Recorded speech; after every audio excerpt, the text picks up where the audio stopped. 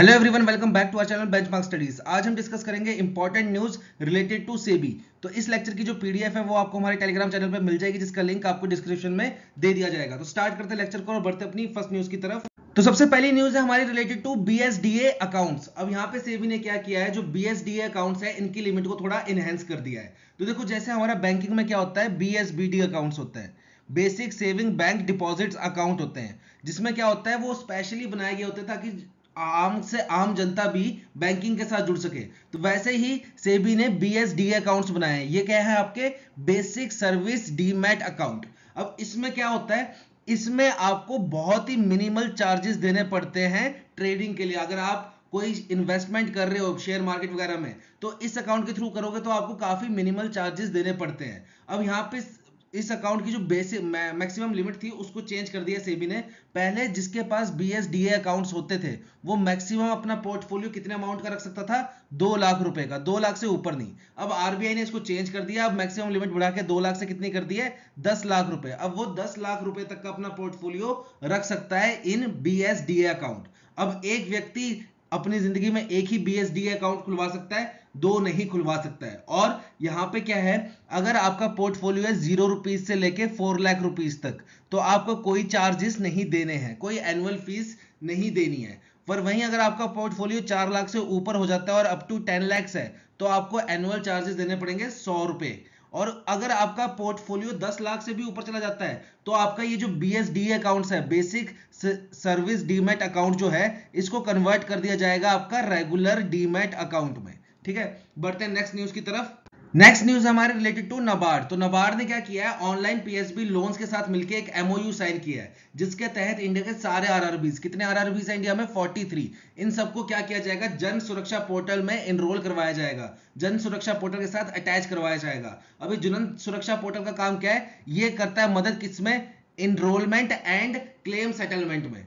Enrolment करवाने में और क्लेम सेटलमेंट करवाने में, किस चीज की, सोशल सिक्योरिटी स्कीम्स की। तो आरआरबीज को कोई दिक्कत ना आए सोशल सिक्योरिटी स्कीम्स में लोगों को एनरोल करवाने में और उनके क्लेम सेटल करने में, तो इसलिए आरआरबीज को जन सुरक्षा पोर्टल में एनरोल करवाया जाएगा। अब ये सोशल सिक्योरिटी स्कीम्स की कौन सी बात हो रही है, तो हमारी 2 सोशल सिक्योरिटी स्कीम की बात हो रही है। एक है प्रधानमंत्री जीवन ज्योति योजना और एक है हमारी प्रधानमंत्री सुरक्षा बीमा योजना। तो देखो, ये जो सुरक्षा सोशल सिक्योरिटी स्कीम्स है, इनका प्रीमियम कितना है, अगर प्रीमियम की बात करें, आपको कितने पैसे देने पड़ते हैं इसमें एनरोल करने के लिए, तो अगर आपने प्रधानमंत्री जीवन ज्योति योजना में एनरोल करवाना है अपने आप को, तो आपको 436 रुपीज पर ईयर देने पड़ते हैं, साल में एक बार। और सुरक्षा बीमा के लिए 20 रुपए पर ईयर, एक साल में 20 रुपए। अगर हम एज क्राइटेरिया की बात करें, तो आपकी एज 18 से 50 होनी चाहिए और इसके लिए 18 से 70 होनी चाहिए। और दोनों में क्या होता है, 2 लाख रुपए का इंश्योरेंस कवर होता है कि अगर आपको कुछ हो जाता है तो नॉमिनी को 2 लाख रुपए दिए जाते हैं। तो ये आपका जन सुरक्षा पोर्टल के लिए। ठीक है, बढ़ते हैं नेक्स्ट न्यूज की तरफ। नेक्स्ट न्यूज है हमारे रिलेटेड टू पैसिव फंड्स के रिगार्डिंग। अब यहाँ पे क्या हुआ है, सेबी ने इंडिया का फर्स्ट वेब पोर्टल लॉन्च किया है फॉर पैसिव म्यूचुअल फंड्स। और इस वेब पोर्टल की साइट क्या है हमारी, www.indiapassivefunds.com। और ये लॉन्च किया किसके लिए, हमारे एनएससी के लिए, नेशनल स्टॉक एक्सचेंज के लिए। तो देखो, जो आपके म्यूचुअल फंड होते हैं वो बेसिकली 2 टाइप के होते हैं। एक होता है आपका एक्टिव म्यूचुअल फंड और एक होता है आपका पैसिव म्यूचुअल फंड। तो दोनों में अंतर क्या होता है, देखो, दोनों म्यूचुअल फंड में आप जैसे इन्वेस्ट, समझ लो आपने पैसा अपना लगाया एक्टिव म्यूचुअल फंड में, तो जो इस एक्टिव म्यूचुअल फंड का फंड मैनेजर होगा वो आपका पैसा लेगा और उसको इन्वेस्ट करेगा कंपनीज में, शेयर मार्केट में कंपनीज में इन्वेस्ट करेगा। और उसको वो टाइम टू टाइम चेंज करना पड़ेगा, उसको हमेशा शेयर मार्केट पे नजर बनानी पड़ेगी कि कौन सी कंपनी ग्रो कर रही है। जिस कंपनी में ग्रो कर रही है उसमें वो आपका पैसा लगाएगा। फिर बाय चांस वो कंपनी डाउन करना जाएगी, अगर वो कंपनी कांस्टेंट रही या डाउनफॉल आने लग पड़ा उस कंपनी का, तो वो अपनी इन्वेस्टमेंट उस कंपनी से निकाल के फिर दूसरी कंपनी में इन्वेस्ट करेगा। तो इसको लगातार एक्टिव रहना पड़ता है अपना शेयर मार्केट में, किसको, फंड मैनेजर को। वहीं अगर हम पैसिव म्यूचुअल फंड की बात करें, तो देखो पैसिव म्यूचुअल फंड में क्या होता है, यहाँ पे जो फंड मैनेजर होता है वो आपसे पैसे लेता है और वो क्या करता है, वो ज्यादा अपना दिमाग नहीं लगाता कि भाई मेरे को बार बार शेयर मार्केट पर ही बने रहना। वो क्या करता है, सिंपल सा कोई इंडेक्स निकाल लेता है, कोई इंडेक्स बना देता है और उसको बनाता है रेफरेंस। सपोज ये सिलेक्ट करता है कि मैं इन्वेस्ट करूंगा निफ्टी 50 कंपनी में, जो हमारे निफ्टी की टॉप 50 कंपनीज हैं उसमें इन्वेस्ट करूंगा। तो अब यहाँ पे क्या होगा, इसको दिमाग लगाने की जरूरत नहीं है कौन सी कंपनी ग्रो कर रही है कौन सी डिक्लाइन हो रही है। ये सीधा क्या करेगा, जो भी निफ्टी की टॉप 50 कंपनी होगी उसमें इन्वेस्ट कर देगा। सपोज यहाँ पे एक कंपनी थी, ये निफ्टी 50 से बाहर निकल जाती है, तो जाहिर सी बात है इसकी जगह कोई दूसरी कंपनी लेगी निफ्टी 50, क्योंकि निफ्टी 50 क्या है, टॉप की 50 कंपनीज। तो अगर एक कंपनी उस लिस्ट में से बाहर आ रही है तो दूसरी कंपनी उसकी जगह ले लेगी। तो इसको हर बारी दिमाग लगाने की जरूरत नहीं है, सिंपल सा क्या करेगा, इसने कंसेप्ट लिया है कि भाई मैंने निफ्टी की टॉप 50 कंपनीज में अपना इन्वेस्टमेंट करना है, तो इसको बार बार एक्टिव रहने की जरूरत नहीं है। तो ये होता है आपका बेसिकली पैसिव फंड। इसमें क्या होता है, इंडेक्स फंड्स होते हैं बेसिकली, जैसे आपका निफ्टी 50 हो गया, बैंक निफ्टी हो गया, ठीक है। फिर आपका ऑटोमोबाइल सेक्टर का हो जाएगा, उसमें क्या होगा, जो भी ऑटोमोबाइल्स की कंपनीज होंगी उसमें इन्वेस्ट करोगे आप। तो ऐसे आप एक क्या ले लेते हो, इंडेक्स फंड ले लेते हो। तो यहाँ पे सेबी ने क्या किया है, पैसिव फंड्स के रेगुलेशन को भी चेंज किया है। अब इन्होंने क्या कहा है कि जो हमारे ETFs है, एक्सचेंज ट्रेडेड फंड और इंडेक्स फंड, जो कि आते हैं हमारे widely tracked and non best scope indexes में, वो क्या कर सकते हैं, अपनी नेट एसेट वैल्यू का 35% इन्वेस्ट कर सकते हैं अपनी स्पॉन्सर ग्रुप कंपनी में। अब देखो ये तो की डेफिनेशन, इसका मतलब समझाता हूं मैं। सपोज जैसे SBI का एक है फंड, समझ लो SBI bank Nifty fund, SBI bank Nifty fund. अब ये क्या करेंगे, जो बैंक्स होंगे हमारे निफ्टी में, उसमें इन्वेस्ट करेगा ये फंड।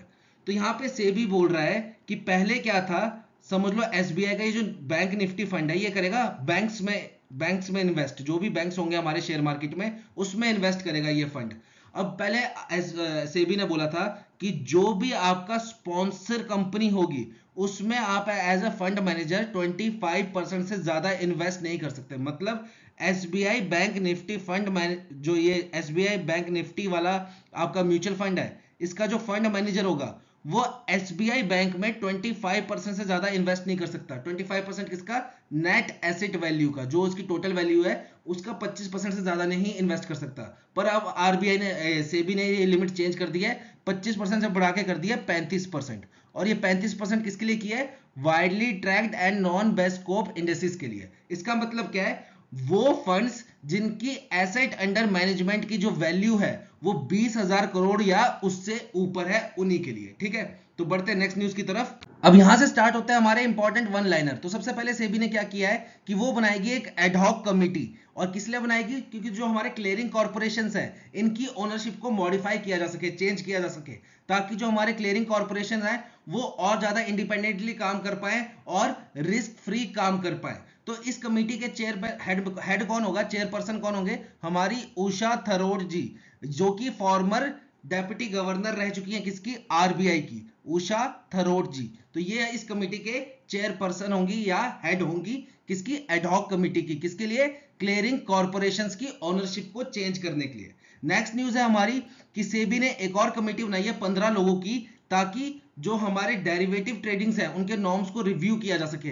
बेसिकली ये बात कर रहे हैं F&O की, फ्यूचर एंड ऑप्शंस की, उसके नॉर्म्स को चेंज करने के लिए और स्ट्रिक्ट बनाने के लिए, ताकि बहुत सारे लोगों का लॉस हो रहा है, उनको इससे बचाने के लिए इस कमेटी की फॉर्मेशन हुई है। 15 मेंबर की कमेटी है और जिसके हेड कौन होंगे, हमारे जी पद्मनाभ, जो कि क्या रह चुके हैं, फॉर्मर एग्जीक्यूटिव डायरेक्टर रह चुके हैं RBI के।